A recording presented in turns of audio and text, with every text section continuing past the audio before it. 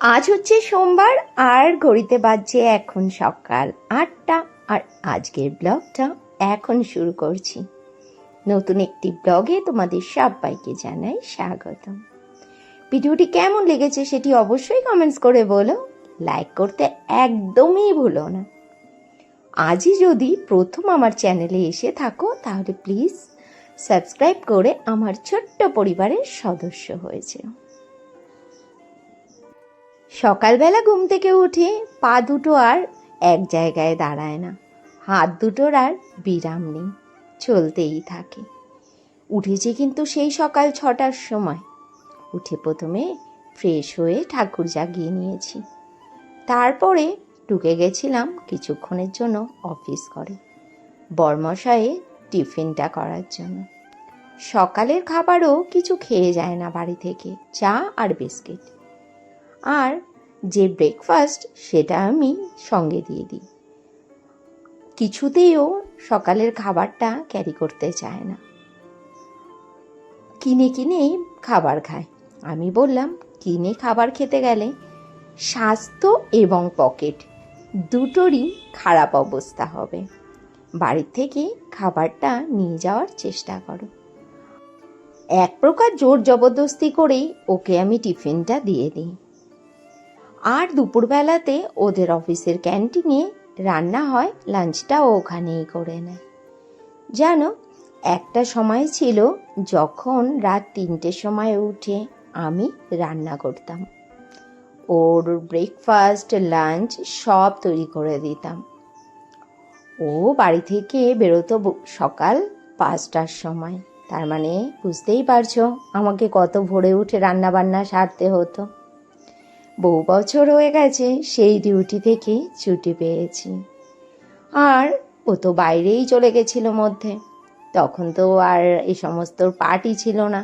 এখানে এলো মাসখানেক হয়েছে। তারপর থেকেই এই যে সকালে ব্রেকফাস্টটা দিয়ে দেওয়ার চেষ্টা করি। আর এদিকে প্রতিষ্ঠার প্রচণ্ড রাগ হয়েছে, কেন জানো? আজ ওকে একটু সকাল সকাল স্নান করিয়ে স্কুলে যাবে তাই খাবারটা দিয়ে দিয়েছি বলে মুখ গম করে বসে আছি। আর আজকে আমার স্মার্ট বাজার থেকে তো রেকর্ড করে দিয়েছি, সকাল 9টার সময় ডেলিভারি দিয়ে দিয়েছে মালগুলোর। আগের বার তো 2 দিন পরে দিয়েছিল, সেই কত হাঙ্গামা, কাস্টমার কেয়ারে কমপ্লেন করতে হয়েছিল। প্রতিষ্ঠা খেয়ে দিয়ে উঠল, আর ওকে এখন চুলটাও বেঁধে দিচ্ছি। এই যে সকালবেলায় উঠে স্বামী সন্তান এদেরকে সময় মতো গুছিয়ে দেওয়াটা আমার কাছে একটা বড় চ্যালেঞ্জ। নিজের কাছেই নিজে চ্যালেঞ্জ করতে হয় যেন। একদম ঘড়ি ধরে ওদেরকে সময় মতো রেডি করে বাড়ি থেকে পাঠিয়ে দেওয়া। এরা সবাই যে যার গন্তব্যে পৌঁছে গেলে তারপরে আমি কিছুটা নিশ্চিন্ত, নিজের মতো করে তখন সংসারের কাজকর্মগুলো করা যায়। না, কথা বলতে বলতে প্রতিষ্ঠাও তৈরি হয়ে নিয়েছে, আর ওর টোটো কাকু এসে ওকে নিয়েও গেছে। আর আস্তে আস্তে করে এবার সংসারের সব কাজকর্মগুলো আমি গুছিয়ে ফেলি। আজ রান্না করছি হাঁসের ডিম। হাঁসের ডিম খেতে আমার খুব ভালো লাগে। প্রতিষ্ঠা একদম পছন্দ করে না, এমনিতেই ও ডিমের কুসুম খেতে ভালোবাসে না, তার উপরে হাঁসের ডিমের কুসুমটা হয় আরও বড়, ও যেন খেয়ে শেষ করতেই পারে না। ওর ভাগের ডিমের বেশিরভাগ কুসুমটাই ওর দাদার কপালে জোটে। দাদাকে বলে, তুই কুসুমটা খেয়ে নে না। আর দাদা তো ডিম খাওয়ার ওস্তাদ, সে তো অপেক্ষাতেই থাকে কখন বুনু ওকে এই অফারটা দেবে যে তুই এটা খেয়ে নে না। দুজনাই খুশি, ওকে ও না খেয়ে খুশি, আরও একটু বেশি পেয়ে খুশি।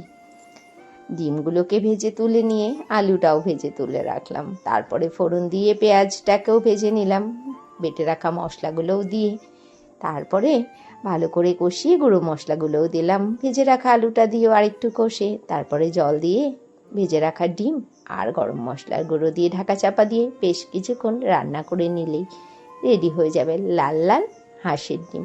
হাঁসের ডিমের স্বাদটাই কিন্তু আলাদা, মুরগির ডিমের ঝোলের থেকে হাঁসের ডিমের স্বাদটা খুব ভালো লাগে। রান্না বান্না সেরে নিয়ে তারপরে ঘরে যত কাজকর্ম ছিল সেগুলোও করে নিয়ে স্নান সেরে চলে এলাম পুজো করতে। পুজো করে এদিকে মেশিনে অনেক জামা কাপড় কাচার জন্য লাগিয়েছিলাম। এগুলো আর মেলার সময় পেয়েছিলাম না সকালবেলাতে, এখন মেলে দিচ্ছি। আর এই যে বাড়ির সামনে দেখছো কত বড় প্যান্ডেল খাটানো হয়েছে। আমার সামনের বাড়ির দাদা চলে গেছেন, আজ 17 দিন হলো। তারই শ্রাদ্ধের খাওয়া দাওয়ার অনুষ্ঠান হবে। না না, আমরা কেউ যাব না বাড়ি থেকে। যেদিন নেমন্তন্ন করতে এসেছিল সেদিনই বারণ করে দিয়েছি যে ওই মানুষটার শ্রাদ্ধ খাবো, এটা ভাবতেই পারি না। অনেক সুখ দুঃখের স্মৃতি জড়িয়ে আছে ওই মানুষটার সাথে।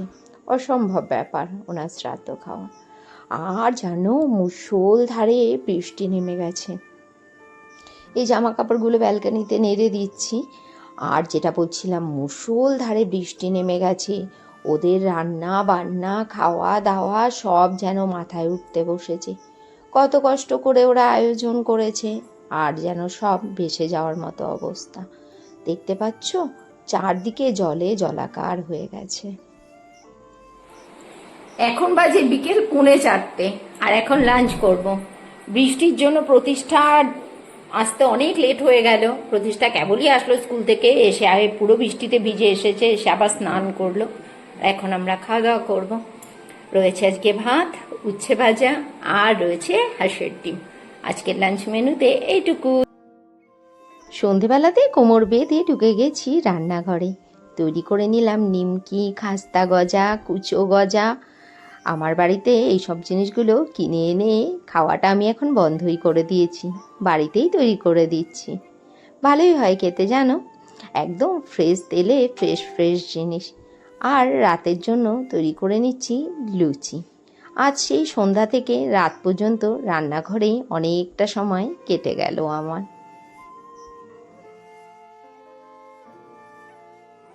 রাতের খাবার দাবার রেডি হয়ে গেছে।